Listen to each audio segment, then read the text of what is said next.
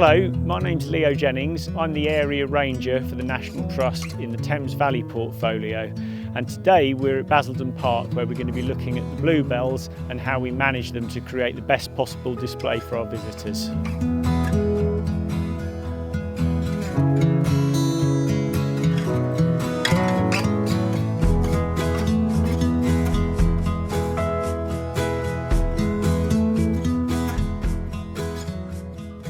So the British bluebell is something we associate with our ancient woodlands. An ancient woodland is commonly understood to be a woodland that's existed for at least 400 years.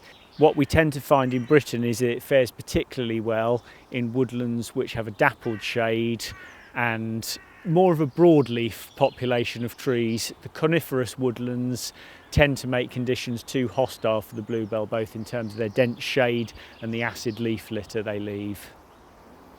With bluebells being such an iconic British species and a valuable part of our national heritage, managing the woodland for bluebells is very important in the work the National Trust does. Now, this takes a number of forms, and in many situations this involves a tradition of woodland management called coppicing, where young trees are cut to the ground and allowed to regrow, and those trees will actually regrow for many years, potentially centuries, creating a light, airy woodland in which the bluebells can thrive.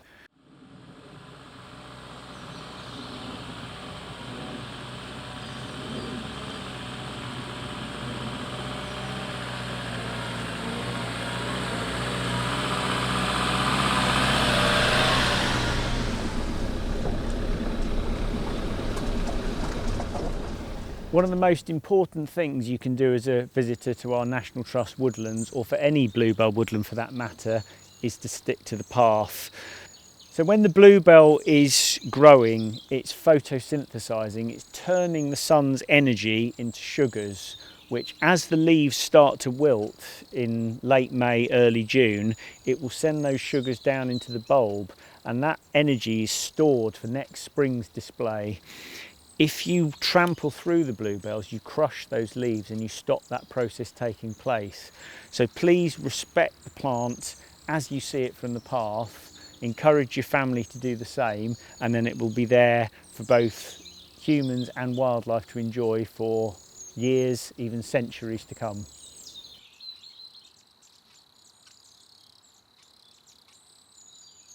So another contrasting area of Basildon Park's ancient woodland here.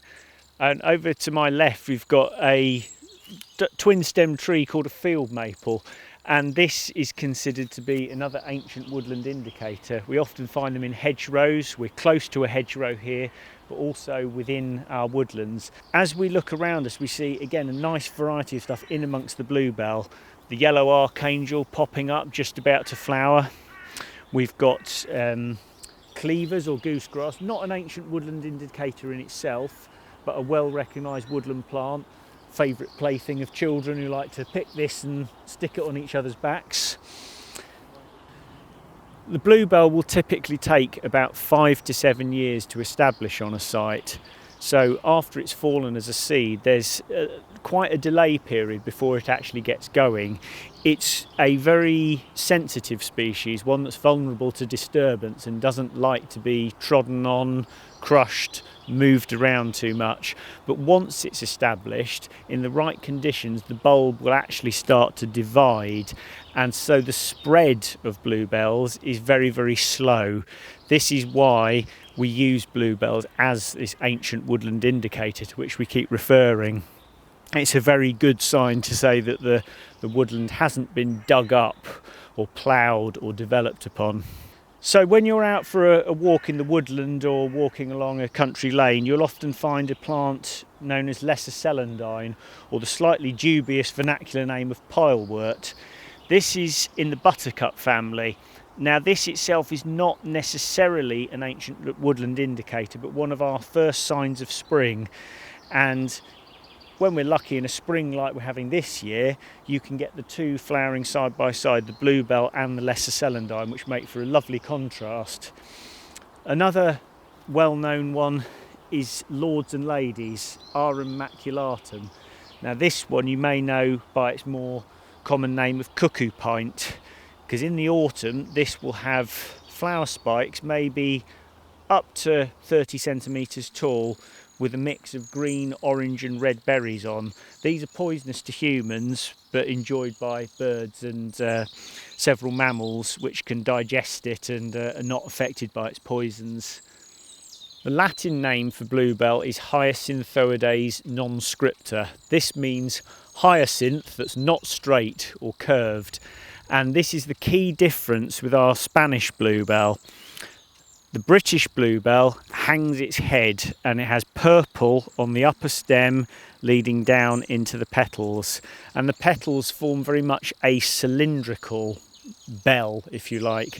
By contrast, the Spanish bluebell is very upright and more of a slightly more sky blue, you might say. The bell is much more open and lacks the delicate fragrance of the British bluebell. Now, the British bluebell has many different names according to the part of the country. Cuckoo's boots, crow-toes. It varies according to region. Interestingly, in Scotland, the bluebell often refers to the harebell, which is a completely different plant of the grasslands. But nevertheless, a very valuable native plant. What you can do as a visitor is avoid trampling on the plants, and back on your own property as a gardener, you really need to do your homework. If you're going to be planting bluebells, make sure they are British and not the Spanish variety or the hybrid variety, because this can be detrimental to our natural population. But please check the source of your bluebells. What we don't want people to be doing is planting British bluebells that have been dug up illegally from a nearby woodland. There's a well-known saying, the wood that pays is the wood that stays, and at Basildon Park, along with many of our National Trust woodlands across the country, they are working woodlands. They are valuable for wildlife because they've been managed, not in spite of being managed. And we make no secret of the fact here, we do carry out tree felling operations, thinning, some coppicing operations, removal of invasive species, and in this context we've thinned out some ash which was looking a bit sickly. This was actually thinned towards the end of 2019 and early 2020. It's managed to sit there because of lockdown, and this is something that we'd actually remove the wood during the drier months, and this will be converted into firewood to heat our visitor reception. But we also leave a proportion of our wood, decaying wood, far from being a disease or a problem in the woodland. It's a natural part of the life cycle. Several of our very beneficial pollinating beetles spend their larval part of their life within the wood, eating their way under the bark, eating the decaying tissues, only to emerge as adults to pollinate, to land on the flowering plants and trees and mate, and then die once they've laid their eggs.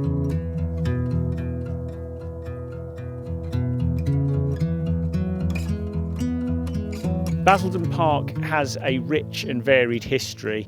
Believe it or not, on the plot I'm standing, give or take a few metres, there was a Tudor manor house. This is long gone, leaving only traces of archaeology buried beneath the soil.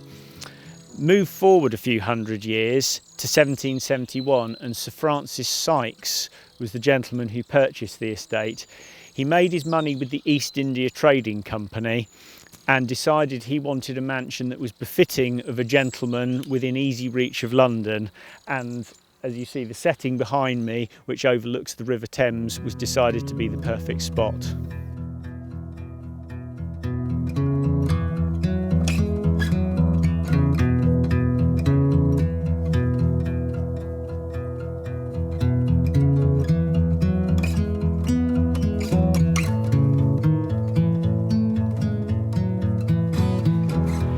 Here at Basildon Park, we're on an estate of roughly 400 acres. That's about 160 hectares.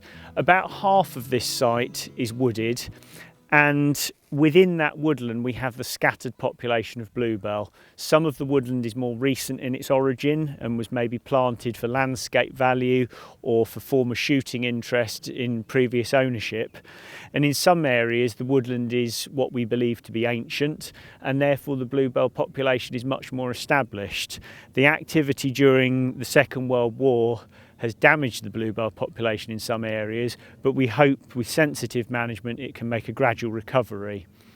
Across the country, as a visitor, you can enjoy bluebells in various places, and the best way to find this out is to go to our website and look up Bluebell Woodlands, and you can search by county or region, and there'll be something in all parts of the country for you to enjoy.